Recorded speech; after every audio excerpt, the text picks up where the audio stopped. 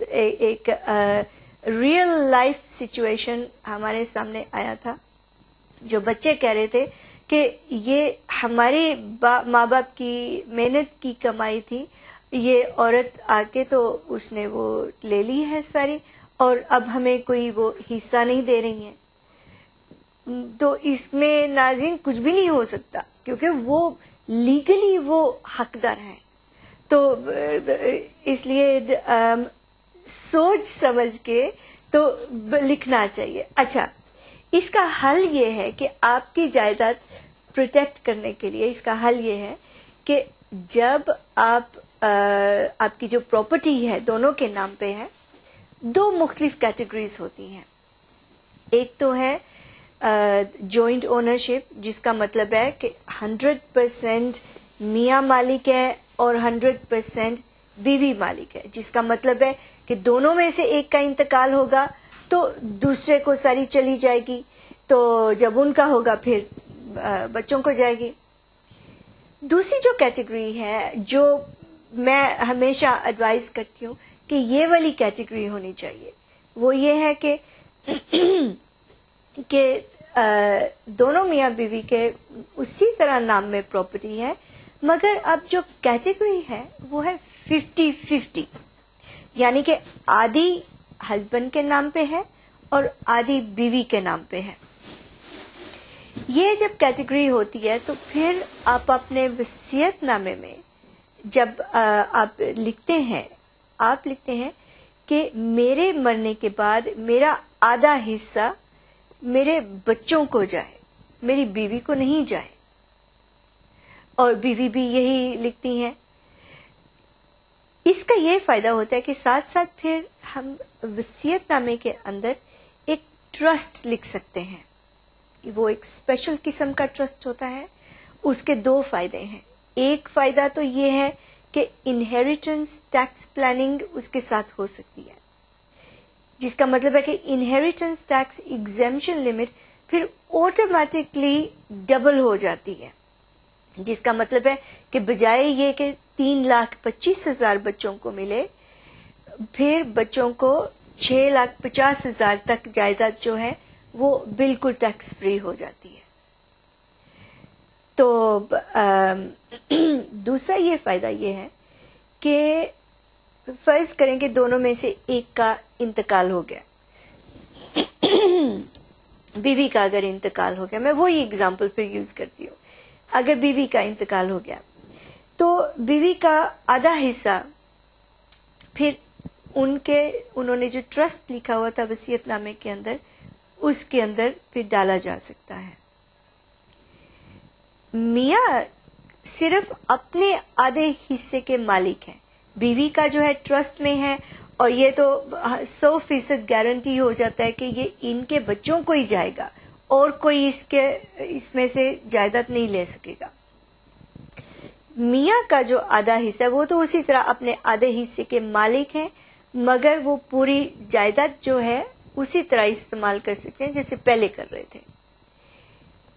اب اگر وہ دوسری شادی کرتے ہیں تو ان کی جو نئی بیوی ہوگی وہ صرف ان کے آدھے حصے میں حقدار ہوں گی، پوری جائیداد کی وہ حقدار نہیں ہوں گی. دوسرا یہ ہے کہ اگر میاں کا انتقال ہو جاتا ہے پھر بعد میں، تو پھر نئی بیوی کو صرف آدھی جائیداد ملے گی، ساری کی ساری جائیداد وہ نہیں لے سکیں گی. تو اس طرح سیٹ اپ کرنے سے تیسرا اور ایک فائدہ ہے کہ اگر دونوں میاں بیوی میں سے کسی کو بھی نرسنگ ہوم میں جانا پڑ جائے تو اپنے بڑھاپے میں یا کسی بیماری کی وجہ سے، تو پھر گورنمنٹ آپ کی پراپرٹی نہیں لے سکیں گے. تو ناظرین، اس لیے پلاننگ، پراپر طریقے کی پلاننگ جو ہے یہ بہت ضروری ہے. پہلے میں ایک کالر کے ساتھ بات کر لوں. Hello, good morning. Hello, good morning جی. ہاں جی، بات کیجیے. آپ اپنے ٹیلی ویژن کی آواز بند کر دیجیے. ہیلو. ہاں جی مجھے آپ کی آواز آ رہی ہے, بات کریں. یہ تسیم, السلام علیکم. یہ آپ بڑا اچھا پروگرام کر رہی ہیں. Thank you بات جی. یہ ہے کہ ہم میاں بیوی نے اپنی ول کو ڈیوائڈ کیا ہوا ہے دونوں بچوں میں. رائٹ.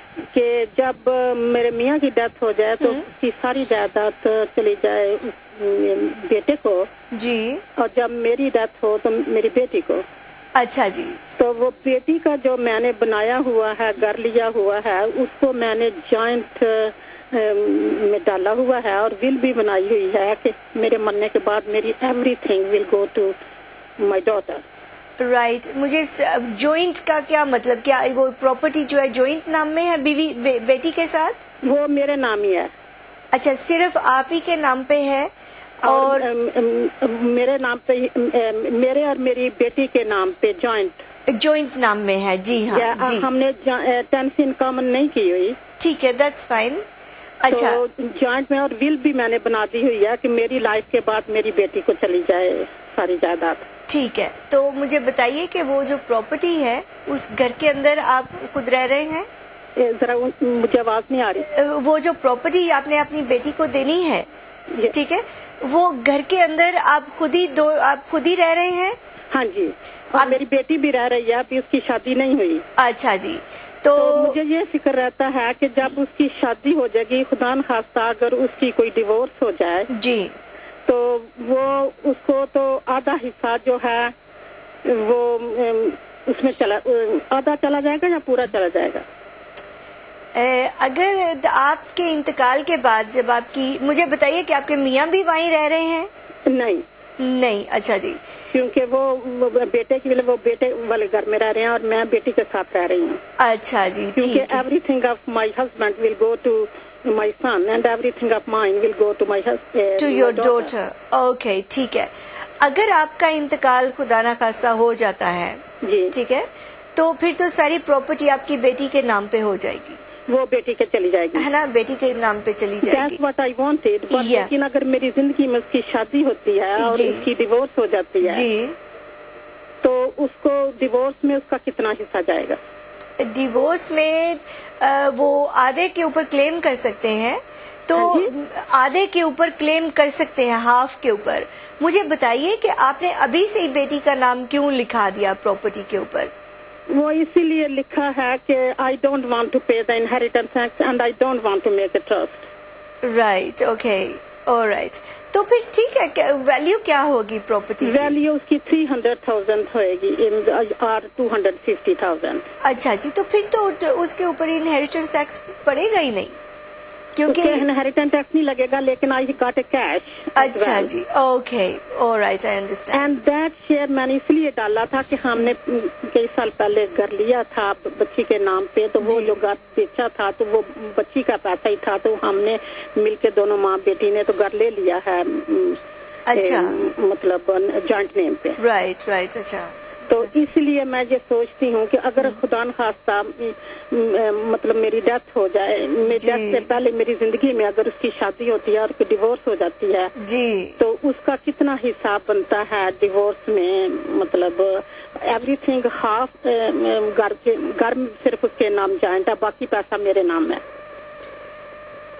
کیونکہ وہ جو ہوتا ہے نا جوائنٹ اونرشپ کی کیٹیگری, اس کا مطلب ہے کہ وہ بھی 100% مالک ہیں اور آپ بھی 100% مالک ہیں. اگر خدا نخواستہ ان کا ڈیورس ہو جاتا ہے تو آدھی پھر پراپرٹی وہ لے سکتے ہیں, آدھی پراپرٹی جا سکتی ہے ڈیورس سیٹلمنٹ میں. ہیلو, میرا خیال ہے کال ڈراپ ہو گئی ہے, ان کی لائن اتنی کلیئر نہیں تھی. ناظرین, اب چھوٹی سی بریک کا ٹائم ہو گیا, چند منٹوں کے بعد میں دوبارہ حاضر ہو جاتی ہوں. آپ نے کہیں جانا نہیں ہے, کیونکہ ابھی میں نے بہت سی باتیں کرنی ہیں آپ کے ساتھ. گڈ مارننگ اور السلام علیکم, خوش آمدید ناظرین. میں ہوں تحسین اسلم, آپ کے لیے میں ول رائٹنگ کا پروگرام لے کے حاضر ہوئی ہوں. ناظرین, یہ لائیو پروگرام ہے, اس میں میں آپ کی کالز بھی لے رہی ہوں. کوئی بھی سوال ہوں آپ کے پاس میرے سبجیکٹ کے ساتھ ریلیٹڈ تو آپ مجھے فون کر سکتے ہیں. ناظرین, بریک سے پہلے میں نے کچھ ایگزامپلز دیے تھے کہ کیا کیا ہو سکتا ہے, کیا کیا حادثے ہو سکتے ہیں اگر آپ نے ول نہیں بنایا ہوا اور پراپر طریقے سے پلاننگ نہیں کی ہوئی. یہ جو ول بریک سے پہلے میں بات کر رہی تھی وہ تو پلاننگ تھی جس کے ساتھ آپ کی جو ایگزیمشن لمٹ ہے, انہیریٹنس ٹیکس ایگزیمشن لمٹ 6,50,000 تک ٹیکس فری ٹوٹل آپ کو مل جاتی ہے آٹومیٹکلی. کچھ لوگ کہتے ہیں کہ گورنمنٹ نے تو نیا قانون نکالا ہوا ہے کہ ٹرانسفربل نیل ریٹ بینڈ, یعنی کہ دونوں میاں بیوی کو وہ مل جاتا ہے ایگزیمشن ان کا جب دونوں کا ڈیتھ ہوتا ہے. ناظرین, ایک تو یہ آٹومیٹک نہیں ہے. جب دوسرے کا ڈیتھ ہوتا ہے تو پھر اس وقت جو پہلے کا ڈیتھ ہوا تھا اس کا پھر کلیم کرنا پڑتا ہے. یہ کافی لمبا اور کافی خرچہ یہ اس کا آتا ہے, کافی لمبا پروسیجر ہوتا ہے. دوسرا یہ ہے کہ یہ کوئی گارنٹی نہیں ہے کہ قانون یہ کب پھر دوبارہ بدل جائے. اس لیے کام اس طرح کا کرنا چاہیے کہ چاہے کیسا بھی قانون ہو وہ آپ کی جو ایگزیمشن لمٹ ہے وہ ڈبل پھر بھی ہو جائے. تو اس لیے اس کی صرف یہی گارنٹی ہے کہ وصیت نامے کے اندر آپ وہ پراپر طریقے سے پلاننگ کریں. دوسرا یہ ہے کہ جن لوگوں کی جائیداد 650,000 سے زیادہ ہے, ہو سکتا ہے ان کے کوئی کاروبار ہیں یا ان کے کوئی پراپرٹیز ہیں, بہت سارے جو بائی ٹو لیٹ پراپرٹیز ہیں, یا ان کے کوئی انویسٹمنٹس ہیں یا پیسہ ہے یا شیئرز ہیں یا وغیرہ وغیرہ. اس کی پھر کیسے پلاننگ ہوگی؟ Inheritance tax planning. یہ ناظرین یہ بھی ایک مسئلہ ہوتا ہے کیونکہ بہت سے لوگ ہمارے سمجھتے ہیں کہ اس کا صرف یہی ایک طریقہ ہے کہ اس کو گفٹ کر دیا جائے. میں اس کے سخت خلاف ہوں کہ گفٹ کر دیا جائے, کیونکہ جب آپ اپنی زندگی میں گفٹ کرتے ہیں اپنے بچوں کو تو ایک قسم کا آپ اپنی زندگی میں ہی اپنے ہاتھ کاٹ کے تو آپ بچوں کو دے دیتے ہیں. ایسا نہیں کرنا چاہیے. اپنی زندگی میں ہی جب تک زندہ ہیں تو اپنی جائیداد کے اوپر خود کنٹرول رکھنا چاہیے. اور اس کے پھر یہ بھی فائدہ ہوتا ہے کہ زندگی آپ کی میں اگر کسی بچے کا خدا نخواستہ ڈیورس ہو جاتا ہے یا کوئی بینکرپسی ہو جاتی ہے تو پھر آپ کی نظروں کے سامنے ہی اس جائیداد کا وہ بٹورا نہیں ہوتا ہے. تو اس لیے یہ جو آپ کی ایکسٹرا جائیداد ہے یہ اس کا بھی بہت سے طریقے ہیں انہیریٹنس ٹیکس سے بچانے کے لیے. گفٹ کرنا میں اس کے سخت خلاف ہوں, جیسے میں نے پہلے بتایا. اس کے یہ طریقے ہیں کہ مختلف قسم کے ٹرسٹ سیٹ اپ کیے جاتے ہیں. پہلے میں ایک کالر کے ساتھ بات کر لوں. Hello, good afternoon. سوری نہیں, گڈ مارننگ ہے ابھی تو. ہیلو, گڈ مارننگ جی. ہاں جی, گڈ مارننگ. گڈ مارننگ جی. ہاں جی, فرمائیے. میں نے ایک دو سوال کرنے سے یہ ول رائٹنگ کے اوپر. ہاں جی, فرمائیے جی. ہاں جی, تو وہ سوال یہ تھا کہ اگر آپ نے کوئی پری نپچول اگریمنٹ بنائی ہوئی ہے تو وہ آپ کی اولاد کی انٹرسٹ نہیں پروٹیکٹ کرے گی؟ آپ کی کیا انتقال ہو جائے یا ڈیورس ہو جائے یا کوئی اس طرح کا سچویشن ڈیولپ ہو جائے جو کہ لائف آلٹر یا بیوی کا انتقال ہو جائے؟